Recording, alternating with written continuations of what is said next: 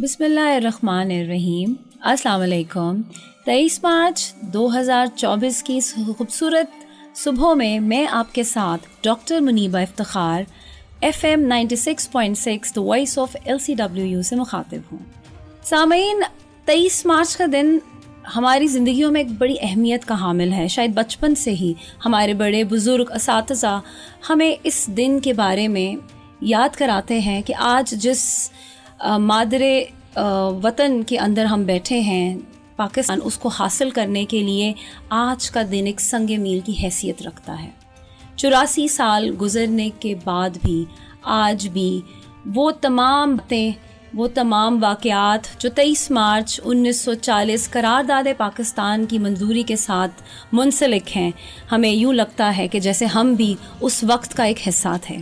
और आज 84 साल गुज़रने के बाद हम दोबारा उसी चीज़ को आज अपने इस रेडियो स्टेशन में लाहौर कॉलेज बराए ख़वातीन के शोबा पॉलिटिकल साइंस की एसोसिएट प्रोफेसर और चेयरपर्सन डॉक्टर आयशा शहजाद के साथ बैठे हैं और आज की इस तारीख़ी दिन के बारे में डॉक्टर साहिबा से कुछ मालूमात लेते हैं, कुछ माजी के झरोकों को टटोलते हैं। डॉक्टर साहिबा के ज़ाहिर है इसके ऊपर एक फ़ाइंडिंग होगी, एक रिसर्चर भी हैं, तो हमें बताएंगी कि इस माजी से लेके हाल और मुस्तकबिल तक 23 मार्च का दिन हमारे लिए क्या अहमियत रखता है। तो आज हम खुशामदीद करते हैं डॉक्टर आयशा शहजाद को। अस्सलाम वालेकुम डॉक्टर साहिबा। जी वालेकुम अस्सलाम, and thank you for inviting me here. It's an exciting opportunity to express my views on Pakistan Day. As we all know that we observe Pakistan Day in the commemoration of Pakistan Resolution, which was passed on 23rd March 1940 to determine the two-nation theory that both the nations, Muslims and Hindus, could not live together in united India because of their distinct religion, culture, traditions, customs, values and their code of life. So the compatibility was not possible between these two nations.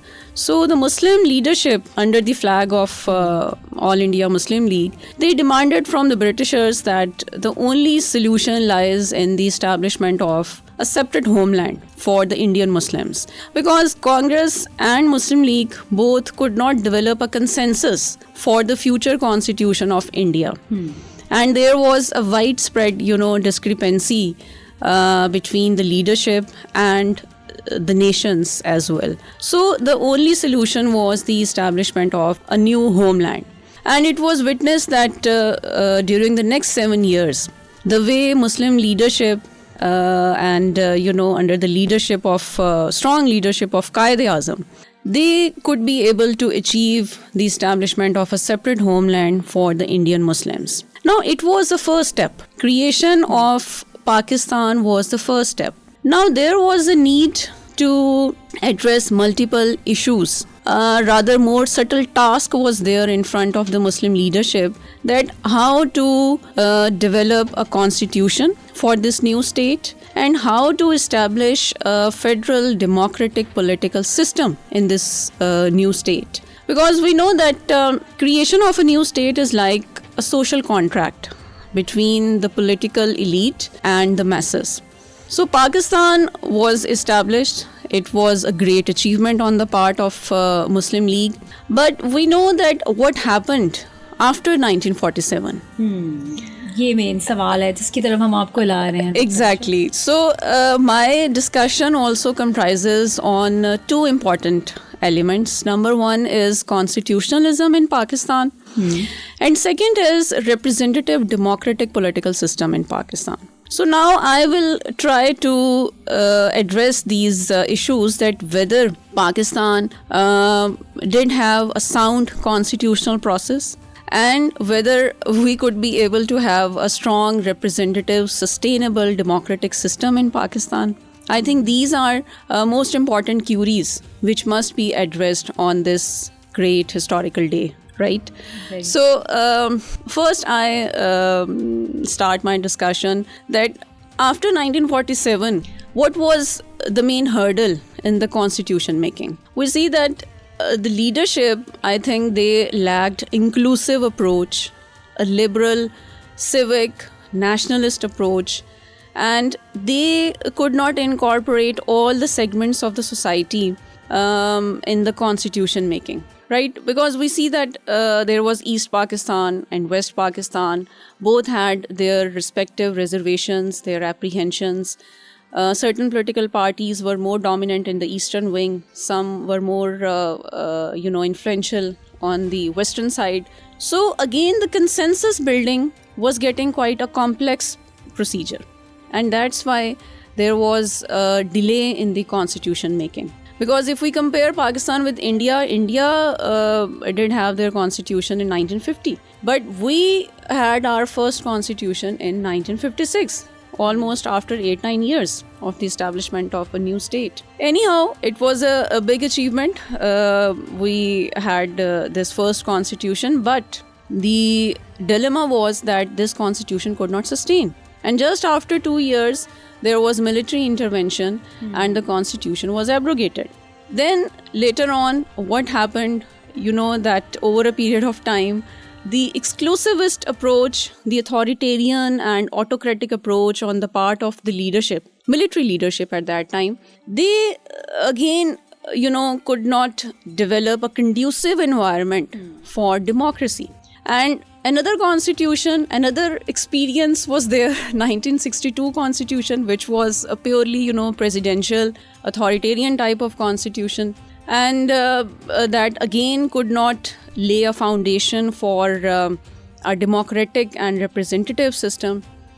And eventually what happened, we see that ultimately there was East Pakistan debacle in 1971, because all the decades of 1950, 1960s and early 1970, we could not have a consensus between East and West Pakistan. And this exclusion, this authoritarianism on the part of the political elite, that created, a reason for this disintegration of the federation. So Dr. Asha, do you think that there would be some conspiracy behind this, that we couldn't get stable? जैसे आपने कहा कि हम smoothly democracy पे जा सके. There is always, a negative force whenever something wrong happens. But I think conspiracy either inside or from the outside. Unless or until the pull and push factors are not collaborated, nothing can happen. So if we make a blame game and we put all allegations upon the external factors, that like Indian factor or the major powers, that they intervened or they tried to manipulate the political scenario in Pakistan and they created a reason for all this political mess and polarization, so I think it's a relatively a biased approach. Because all the segments of the society who were in power, all the institutions, bureaucracy, judiciary, they all were responsible.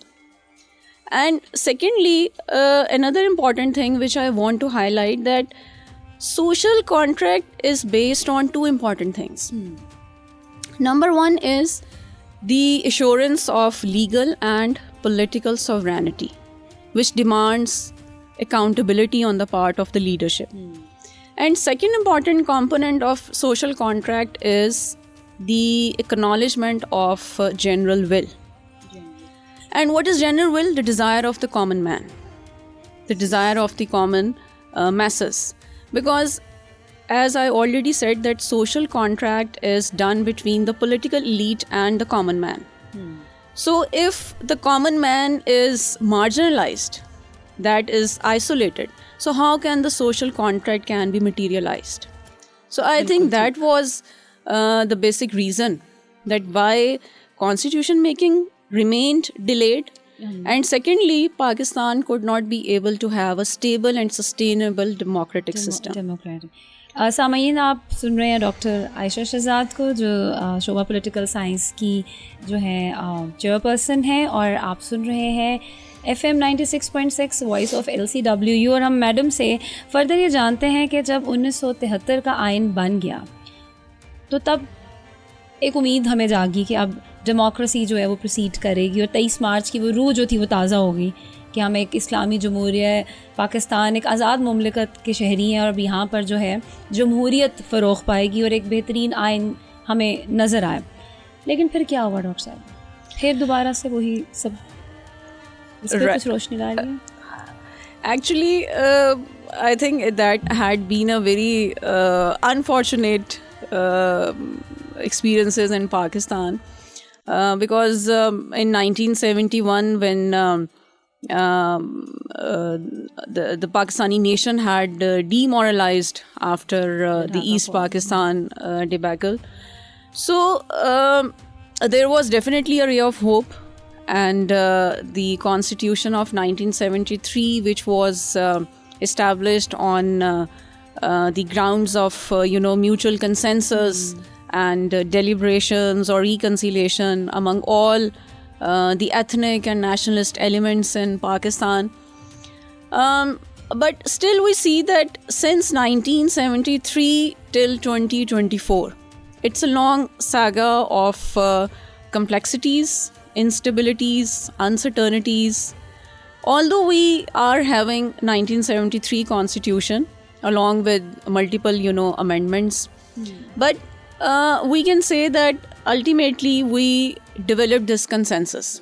1973 Constitution was a great achievement on the part of the civilian democratic leadership at that time. But again, there are multiple queries.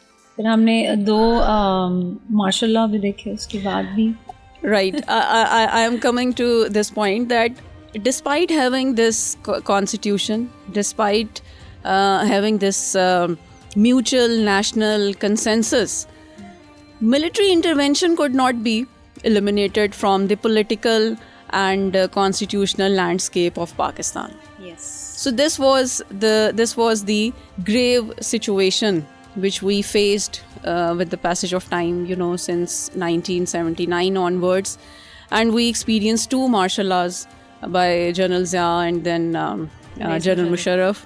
And meantime, we also had civilian democratic governments during the decade of 1990s, although there was a frequent dissolution of assemblies, but still we had this experience of having civilian elected democratic governments. But again, I come back to my question that where was the general will? Where was the legal and political sovereignty of that social contract which we mutually assured in 1947?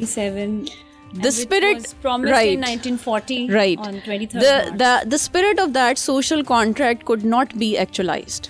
That could not be achieved till after so many decades. Till 1990 and you see that during the decade of 1990s and afterwards even, we faced the same problem. And then in 2008 elections, there was a revival of democracy and civilian government was there. Again, we experienced institutional confrontations between judiciary and the elected prime minister. And then we experienced disqualification of prime ministers. Judiciary. And then after that through parliament. Definitely. अरे doctor साहब एक और मेरा इसमें सवाल है कि 2008 फिर 2013 फिर 18 और अब 2024 4 इलेक्शंस हुए परवेज़ मुशर्रफ की डिक्टेटरशिप के बाद. और हमने देखा कि चलें चाहे प्राइम मिनिस्टर्स कंटिन्यू नहीं कर सके, लेकिन इलेक्टेड गवर्नमेंट जो थी, जमहूरियत जो थी उसका पहिया चला और 5 साल मुकम्मल होते हैं और गवर्नमेंट जो है वो नई बनती है आफ्टर जनरल इलेक्शंस. कहाँ देखती हैं आप 1940 के 2023 के उन वादों को, उन रेजोल्यूशंस को, उन अहदों पैमा को, फिर इतनी कुर्बानियाँ दी, माइग्रेशंस हुई, अपना प्यारा वतन हासिल किया, इतने एक तल्ख किस्म की तारीख़ भी आपने अभी बताई. अब क्या लगता है अभी करंट क्या है? जनरल विल वाली बात तो आपकी 16 आने ठीक है, लेकिन वो तमाम जो हमारे एक मोटिव थी इस वतन को हासिल करने की, फिर बीच में जंगें भी हुई, हमारी शहादतें हुई, कितनी कुर्बानियाँ दी, अभी तक दे रहे हैं हम. कहाँ खड़ी है वो रूह 23 मार्च 1940 की आज के दिन? I agree with you that we achieved our target partially. And still our next target was not achieved, which I discussed earlier in my discussion, that we got a separate state, Islamic Republic of Pakistan, but still we lack the constitutional political grounds for national consensus, for legitimate government, for interprovincial harmony. Because you know that after having all these electoral experiences, and recently we had elections on 8th February, it has been a very unique feature of our electoral history that we are not satisfied with the results of all the elections. And there had always been a blame game for rigging, yes, for the legitimacy issues for the government. And right now we see that there had been so massive mishandling on the part of different state institutions, like definitely the establishment, the judiciary, and the Election Commission of Pakistan. The way these elections were conducted, the way certain political forces were isolated from the mainstream, and the way the entire electoral process was held, it has been, I think, quite ridiculous on the part of the state authorities. And that's why we see that the election results are not accepted by the people. Right. And again, they are raising the same question on the credibility of the state machinery, that what were the pre-poll scenario and what happened after the elections. And who were expected to gain majority in elections and who are there in the parliament now after the elections. So I think this discrepancy, this gulf among the political forces, it could not be bridged. And why it could not be bridged? Because there is a lack of national consensus, and there is a lack of the commitment on the part of the political leadership as well, and especially the traditional political parties, that they are not ready to accept the emerging trends in the politics of Pakistan. And that's why the disappointment is prevailing among the youth. Definitely. सामाईन, आप सुन रहे हैं FM 96.6 the voice of LCWU, और हमारे साथ मौजूद हैं doctor Ayesha Shahzad. और madam से एक और सवाल पूछना चाहते हैं। मैडम ने शुरू में कहा जनरल विल की बात की, ये बड़ी हमारे दिल को लगी है। अगर हम अपने इलेक्टोरल प्रोसेस देखें, जो हमारे क्राइटेरियाज़ हैं कैंडिडेट्स के, तो उमूमन इस पर बड़ी लागत आती है, और इसीलिए एक आम आदमी की जो नुमाइंदगी है मैडम, वो इलेक्शंस में नहीं हो पाती है, क्योंकि उसको पता है कि मैं इसको कम्पीट नहीं कर सकूँगा और इतना सरमाया मेरे पास नहीं है। तो होता क्या है कि सरमायादार जो हैं वो मैदान में आते हैं, अगर वो जागीरदार हैं या कारोबारी शख्सियत है, तो वो उस माइंडसेट के साथ हुकूमत में आते हैं। तो फिर जनरल विल कैसे इस्टेब्लिश होगी अगर आम आदमी इसमें शामिल नहीं हो सकेगा? Very good question, and I think it's very relevant as well. I think recent elections proved that if there is a political will on the part of the masses and the candidates, so it's a mutual process, and then there is no need for capital. So currently, if we take the example of this political party, which was severely, boycotted or banned from the mainstream politics, but the way they showed their, credibility in terms of voting turnout, in terms of their political strength among the masses, and the way their candidates who were, hidden somewhere, and they won the elections without any investment, without any campaign, without any mass mobilization. So it was like a miracle. It was basically a unique thing in this elections, that without making any investment, they could be able to win their seats. So I think these elections mainly changed the overall electoral process in Pakistan as well. We observed that the phenomenon of King's Party that was eliminated. Electables were nowhere in the entire electoral process, and various, the political ills, I must say, the evils, they were also vanished from the entire political process, which was unbelievable. So I think anything can happen. And especially in case of Pakistan, we see that anything can happen in the politics of Pakistan. And we observed during these elections, new trends, new forces emerged, and traditional power centers were challenged.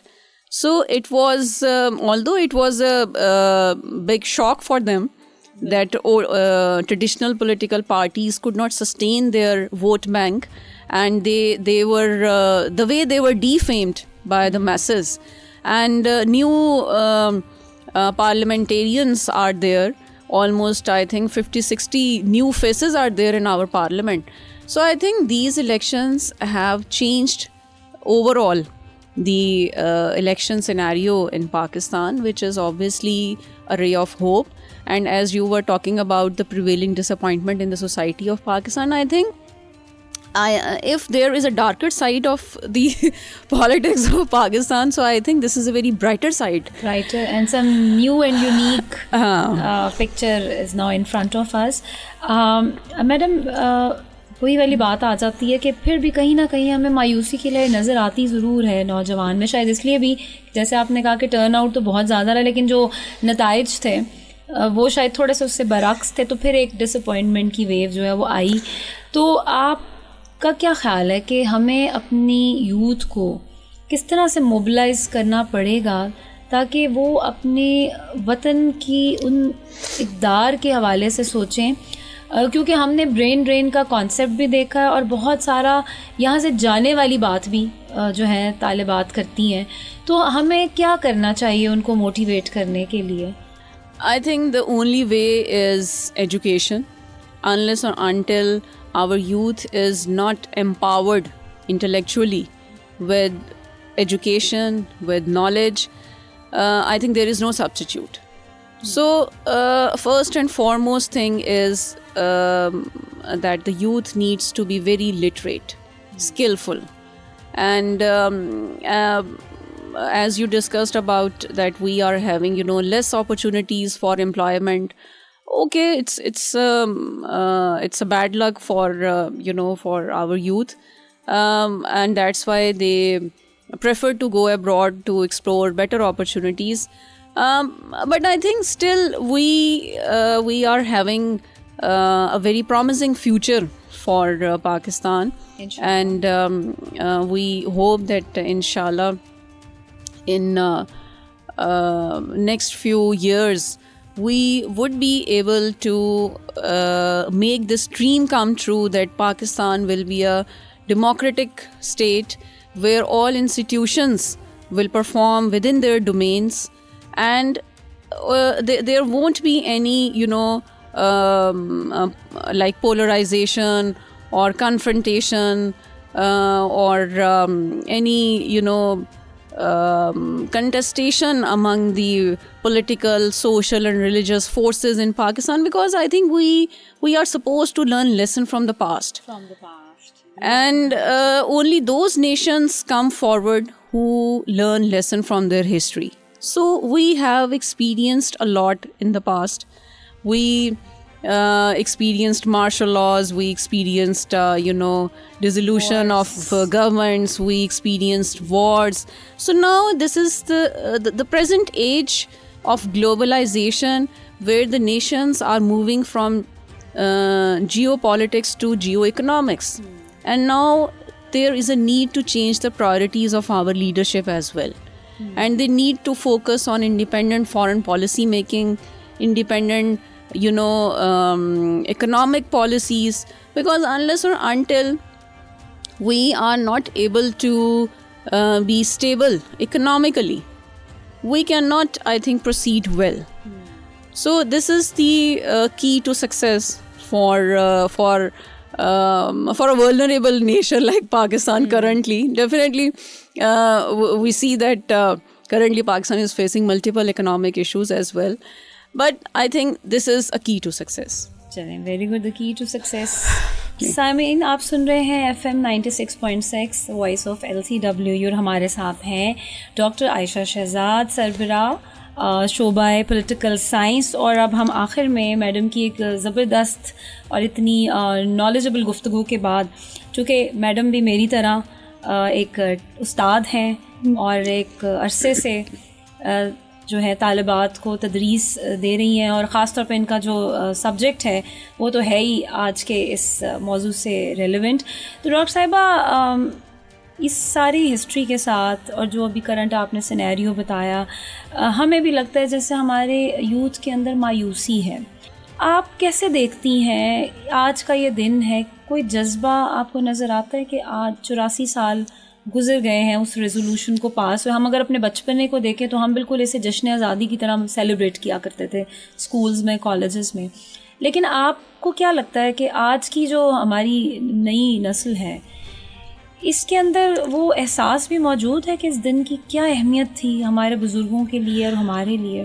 I think youth of Pakistan is very motivated. And I think the voting turnout in the recent elections also manifested that Pakistani youth is politically motivated. And they are not sleeping. Definitely, to such an extent that they unprecedentedly increased the voting turnout. Yes. And the way they used their political right during these elections, and the way they mobilize the people as well. I think that has been exemplary in the history of Pakistan. So, although the current scenario is prevailing disappointment among the people, and especially with the establishment of this government, which has certain legitimacy issues, I think we cannot say that this situation will prevail for a longer period of time, because there is always a silver lining in thick clouds. So we are supposed to be very hopeful, very positive, very pragmatic in our approach. Either we are intellectuals, scholars, analysts, or students, and we are supposed to promote positivity among the people through our discussions or whatever the profession where we are serving, because I think this is the test of the nations. And such problems and challenges, they always come in the life of the nations, and they keep the nations alive. And I also believe that challenges always bring opportunities as well. So we should try to figure out that where we can have better opportunities in the overall political, social scenario which is contemporarily prevailing in Pakistan. आखिरी बात doctor Ayesha से हम FM 96.6 voice of LCWU के platform से पूछेंगे कि तालिबात के लिए क्या पैगाम है आज के इस तारीख़ी दिन के लिए? तालिबात के लिए मेरा यही पैगाम है कि बस वो कायद आज़म के उस फरमान को उस फरमान पे अमले पैरा हों कि काम काम और बस काम. बस अपनी तालीम पे फोकस करें. First education, than anything else. बहुत खूब, बहुत खूब. तो सामीन, ये थी हमारे साथ डॉक्टर आयशा शहजाद, सरबराह political science, Lahore college for women university, और इन्होंने हमें बहुत ही तारीख़ी और हाल और मुस्तक़बिल के साथ जुड़ी हुई चंद खूबसूरत बातें की, जिन पे हमें मेरा ख़्याल है कि सोचना भी चाहिए, और जो पैगामात और जो मैडम ने अपना एनालिसिस दिया उस पर सोच के आगे अमल भी करना चाहिए. मैं आपकी ہوسٹ ڈاکٹر منیبہ افتخار اب ڈاکٹر عائشہ کے ساتھ FM 96.6 وائس آف LCWU سے ایک شعر کے ساتھ جو ہے وہ اجازت چاہوں گی، جو دعا ہے کہ خدا کرے کہ میری عرض پاک پہ اترے وہ فصل گل جسے اندیشہ زوال نہ ہو، یہاں جو پھول کھلیں وہ کھلے رہیں برسوں، یا خزاں کو گزرنے کی بھی مجال نہ ہو۔ پاکستان زندہ باد۔